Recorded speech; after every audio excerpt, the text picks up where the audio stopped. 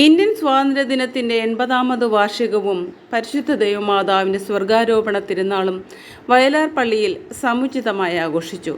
ബഹുമാനപ്പെട്ട വിനുവച്ചൻ സ്വാതന്ത്ര്യദിന സന്ദേശത്തോടുകൂടി പതാക ഉയർത്തി. എല്ലാവരും സ്വാതന്ത്ര്യദിന ഗാനം ആലപിച്ചു.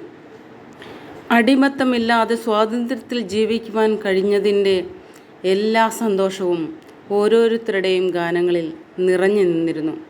ഓരോരുത്തരുടെയും മുഖങ്ങളിൽ ആത്മാഭിമാനം നിറഞ്ഞു കവിയുന്നത് കാണാമായിരുന്നു. സിസ്റ്റർ സെസിൽ റോസ് പരിശുദ്ധ ദൈവമാതാവിൻ്റെ സ്വർഗാരോപണ തിരുനാളിൻ്റെ സന്ദേശം നമുക്ക് നൽകി.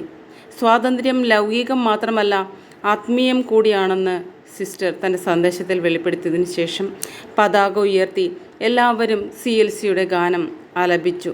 ശേഷം മിഠായി വിതരണവും നടത്തി എല്ലാവരും സമംഗളം പിരിഞ്ഞു.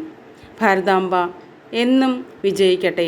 നമ്മുടെ പരിശുദ്ധ മാതാവിനോട് നമുക്ക് പ്രാർത്ഥിക്കാം.